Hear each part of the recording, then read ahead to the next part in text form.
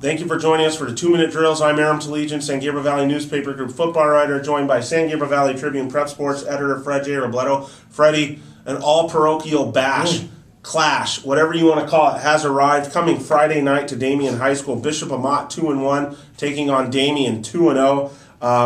What can you say, man? I mean, there's a lot on the line in this game. Yeah. Bragging rights, getting kids to go to your place rather than the other guy's place. Bragging rights between two of the better coaching staffs in the area. What can you say? I mean, it's a big one. It's a pressure game for both teams. Obviously, Bishop Amat cannot take a step back after what they did last week. They've got to continue moving forward. Probably a more important game for Damien. I wanted to go watch them. I went to that game on Thursday night against Chaffee where they rolled over him. After the game, I'm talking to Coach Gano. It just seemed like he couldn't get really that excited about it because he knew it was coming next, even though they had just totally that, or he knew they had just beaten Chaffee. Yeah, he and here's another thing. I was at the West Covina South Hills game on Friday night, right? Yeah. Charter Oak and Damien and the whole staff, they were there by the fourth quarter. Obviously, they left that Amat La Mirada game pretty early to get over there. They'd seen enough of that Amat win. Where Jalen Moore went for 5 touchdowns, over 300 yards. Yeah, right. They were looking at that game. But again, I talked to Jalen Castillo, their running back, he's their primary back, and he's the guy that really makes them go. And I asked him about that game, and he goes, you know what? I'm tired of talking about it. We keep talking about wanting to play with Bishop Amat, about wanting to beat Bishop Amat. He goes, we've got to go out there and do it. He goes, enough of the talk. We've got to go out there and do it, and we're going to find out next week. And he's right. This is a huge game for them, Aram. I've watched both teams now. Granted, I watched Bishop Amat get blown out against Servite. Watching Damien last week, I have to be honest, I still think there's something missing. Even though they roll past Chaffee, I don't know if it's their size. I don't know what it is. I just think that there's something missing. I'm still not sure they're ready for a game like this. Last year I covered this game. It was over in the first quarter. Bishop Amat just rolled through them. Damien's 2-0, and supposedly they've improved a lot. They were undefeated last year going into the game. Yeah. It's hard for me to really look at this game and say I think it's going to be a great game that comes down to the fourth quarter. I'm just not sure. I'm not sure they're going to be able to run on Bishop Amat the way they run on Chaffee. I just don't see it. They have a huge edge, but Bishop Amat does at quarterback and at running back and probably at wide receiver with Sanchez. And we don't know the status of Zach Shea, but he's going to be out. Zach Shea's going to be out. I mean, they have such huge advantages, and the line of scrimmage is no real that's big the discrepancy. thing, Aram. I watched Chaffee move the ball in stretches against him. I just cannot see how they're going to stop Jalen Moore, especially after what he did last week. Over 300 yards, 5 touchdowns.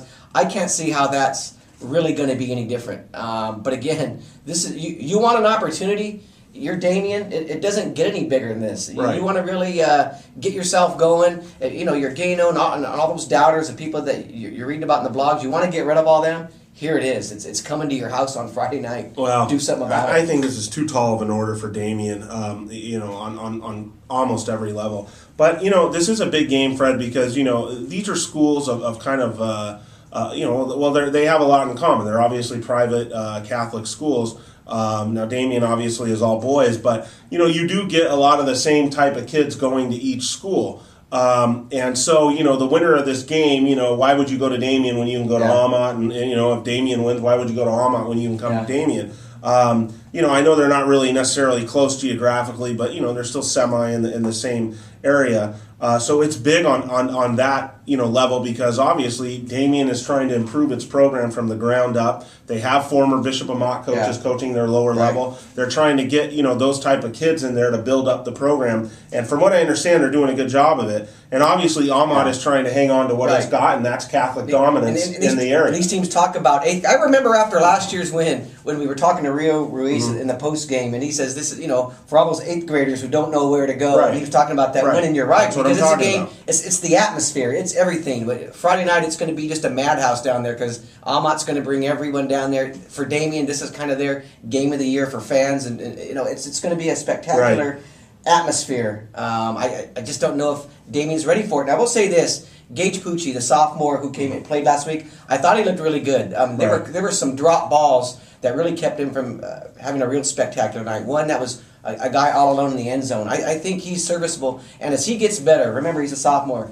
and gets more confident, maybe this offense is a little better, because with Jalen Castillo, they can move the ball in stretches. And against Bishop Amat's line, Maybe you can move it okay. Maybe you can do that. But Pucci's got to be able to throw the ball. They've got to be able to have a little bit of balance if they're going to have any chance against Amat.